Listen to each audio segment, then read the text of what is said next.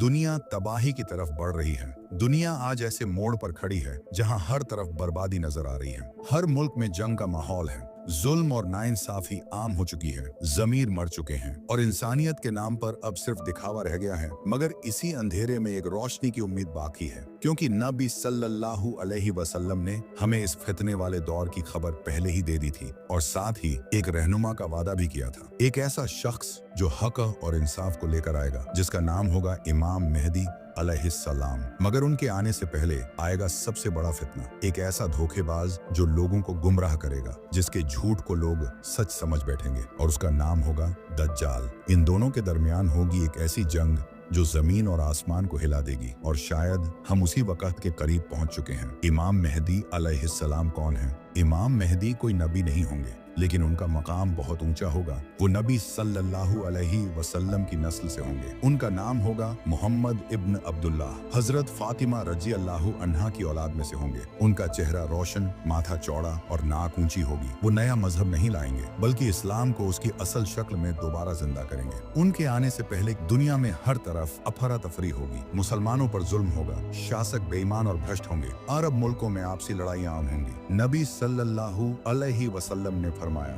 एक खलीफा की मौत के बाद इख्तिलाफ होगा, फिर मदीना से एक आदमी मक्का की तरफ जाएगा, लोग उससे बैत करेंगे काबा के पास। वो शख्स रहनुमा बनने से इनकार करेगा, मगर लोग जबरदस्ती बैत लेंगे, क्योंकि वो जानेंगे कि ये वही है जिसकी हमें तलाश थी। इमाम मेहदी की पहचान कुछ खास निशानियों से होगी। उनका नाम और उनके पिता का नाम नबी सल्लल्लाहु अलैहि वसल्लम जैसा होगा। उनका चेहरा रोशन और नाक तीखी होगी। वो 7 या 9 साल हुकूमत करेंगे। उनके दौर में जुल्म का खात्मा होगा, हर तरफ इंसाफ होगा, दौलत इतनी ज्यादा होगी कि कोई लेने वाला नहीं मिलेगा। जब लोग उनसे बैत करेंगे तो उनके खिलाफ एक फौज भेजी जाएगी, मगर वो फौज जमीन में धंस जाएगी। ये अल्लाह की तरफ से करिश्मा होगा, एक निशानी। इसके बाद लोग झुंड के झुंड उनके पास आएंगे। दुनिया भर से सच्चे मुसलमान उनकी मदद को तैयार हो जाएंगे। फिर एक बड़ी जंग होगी, अल मलहमा अल कुबरा। ये जंग मुसलमानों और रोम यानी ईसाई ताकतों के दरमियान होगी। पहले मुसलमान और रोम मिलकर एक तीसरे दुश्मन से लड़ेंगे, मगर जीत के बाद एक ईसाई कहेगा,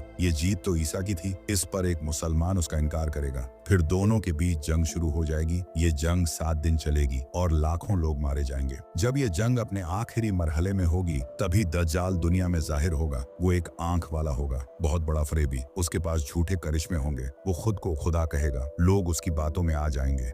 वो बारिश बरसाएगा, फसल उगाएगा और यहाँ तक कि मरे हुए को जिंदा करता नजर आएगा, मगर सब धोखा होगा। इमाम मेहदी की फौज दज्जाल के खिलाफ खड़ी होगी, मगर वो अकेले उसे नहीं हरा सकते। दज्जाल की ताकत बहुत ज्यादा होगी, और जब ऐसा लगेगा कि अब कोई उम्मीद नहीं बची, और ईसा अलैहिस्सलाम उतरेंगे 2 फरिश्तों के साथ। वो दमिश्क की सफेद मीनार पर उतरेंगे और मुसलमानों को हिम्मत देंगे। वो नबी नहीं बनेंगे, बल्कि मेहदी के पीछे नमाज पढ़ेंगे।